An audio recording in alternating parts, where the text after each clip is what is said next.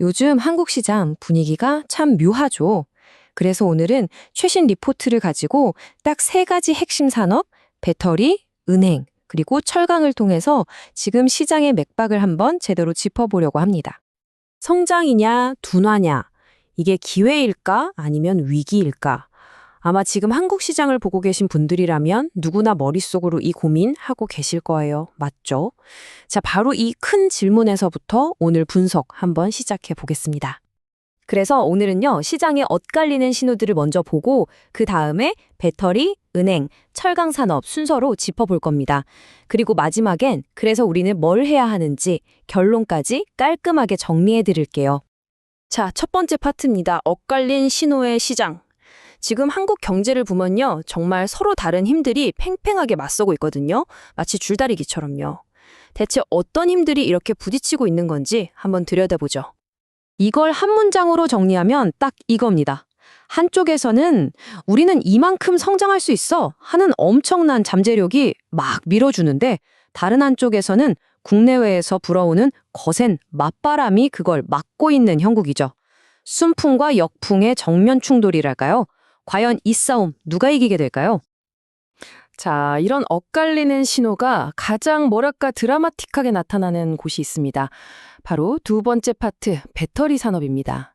정말 높은 기대감과 차가운 현실이 정면으로 부딪히는 곳인데요. 한번 제대로 파고 들어가 보시죠. 와, 이 숫자 좀 보세요. 플러스 72%. 이게 뭐냐면요, LG 에너지 솔루션의 2026년 예상 영업이익 성장률입니다. 아니, 72%라니? 시장의 기대감이 어느 정도인지 감이 오시죠? 이건 뭐 거의 축포를 터트리는 수준의 낙관론이에요. 그런데 말이죠. 바로 이 뜨거운 분위기에 애널리스트가 찬물을 촥 끼얹습니다. 뭐라고 하냐면, 이 전망들 좀 불안정한 가정 위에 세워준 것 같은데요? 라고 말이죠. 와, 여기서부터 갑자기 분위기가 달라지죠? 이야기가 재밌어집니다. 자, 그럼 도대체 그 불안정한 가정이라는 게 뭘까요? 하나씩 짚어볼게요. 첫째, 미국에서 보조금이 끝나도 배터리 판매는 괜찮을 거다라는 가정. 둘째, 지금 좀 주춤하는 유럽 시장이 다시 살아나서 쌩쌩 달려줄 거다라는 기대. 마지막으로 혹시 전기차 판매가 좀 부진하더라도 ESS, 그러니까 에너지 저장 장치가 다 커버해줄 거다라는 희망. 이 세 가지 기둥이 사실은 좀 흔들릴 수 있다. 그래서 조심해야 한다. 이게 애널리스트의 시각인 거죠. 물론 아니다, 그래도 괜찮다고 보는 쪽의 근거도 튼튼합니다. 이 그래프를 한번 보실까요? 전 세계적으로 전기차 판매는 여전히 성장하고 있어요. 글로벌 21%, 유럽은 무려 37%나 성장했잖아요. 이런 실제 데이터가 있으니까 희망을 가져도 된다는 목소리가 나오는 겁니다. 근데 진짜 이상한 건 바로 이 부분이에요.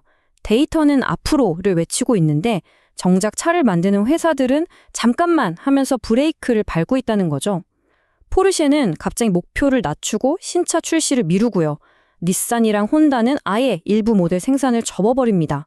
스텔란티스는 심지어 배터리 문제로 리콜까지.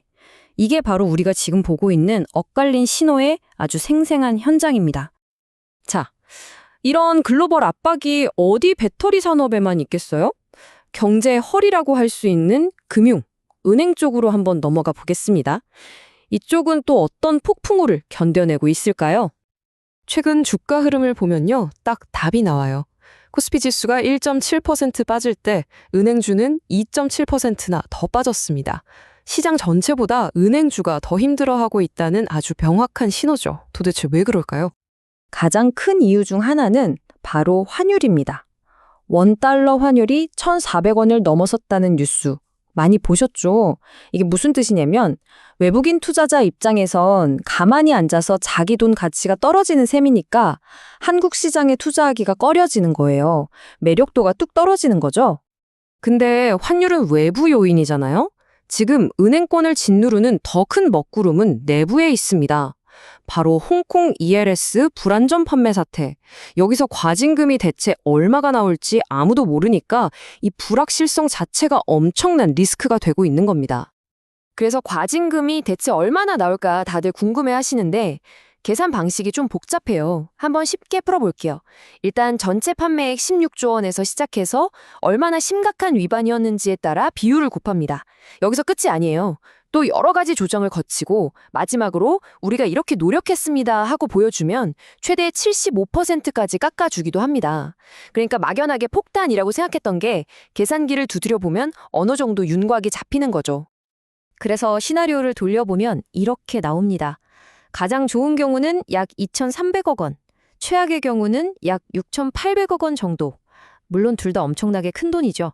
하지만 중요한 건 시장이 막연하게 조 단위 과징금을 걱정했던 것에 비하면 생각보다 감당할 만한 수준일 수도 있겠는데?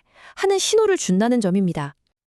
자, 은행이 다가오는 폭풍음에 대비하는 모습이었다면 우리 마지막 주자, 철강산업은 아예 성벽을 높이 쌓아 올리고 있습니다. 그 성벽의 이름이 뭐냐고요? 바로 보호무역주의입니다. 그 중심에 바로 이 K스틸법이라는 게 있습니다. 이게 뭐냐면 아주 간단해요. 우리나라로 들어오는 수입 철강, 특히 저품질 제품이나 꼼수로 싸게 들어오는 것들을 꽉 틀어막겠다. 이런 법안입니다. 그럼 이 법이 겨냥하는 타겟은 어딜까요? 다들 짐작하시겠지만 바로 중국입니다. 물밀듯이 들어오는 중국산 철강을 막기 위한 강력한 방패라고 할 수 있죠. 이게 그냥 말로만 하는 게 아닙니다. 만약에 이 법으로 관세를 30% 딱 때리면 중국산 후판 수출이 무려 80만 톤이나 줄어들 수 있다는 분석이 있어요. 80만 톤. 어마어마하죠? 법 하나가 시장을 어떻게 바꿀 수 있는지 보여주는 숫자입니다. 근데 이게 우리나라만 이러는 게 아니에요. 지금 전 세계가 똑같이 움직이고 있습니다. 유럽도 베트남도 심지어 멕시코까지 다들 중국산 철강 그만 들어와 하면서 장벽을 높이 쌓고 있거든요. 이건 그냥 한국만의 얘기가 아니라 거대한 글로벌 트렌드인 셈이죠. 자, 여기까지 기대와 우려가 교차하는 배터리, 폭풍우를 견디는 은행, 그리고 방어벽을 쌓는 철강까지 다 살펴봤습니다. 정말 복잡하죠? 그럼 이 모든 걸 종합해서 우리 투자자들은 어떤 스탠스를 취해야 할까요? 마지막 결론입니다. 애널리스트의 조언은 아주 명쾌합니다. 한마디로 섣불리 올인하지 말고 중립 기여를 박아라 이거예요. 길게 보고 투자하기엔 불확실성이 너무 크니까 대신 단기적으로 실적이 좋아질 것 같은 종목들만 콕 집어서 짧게 치고 빠지는 트레이딩 전략을 권하고 있는 거죠. 오늘 우리가 계속 봤던 기회와 위기 사이에서 줄타기를 하라는 뜻이기도 하고요. 그래서 마지막으로 여러분께 이 질문을 던지고 싶습니다.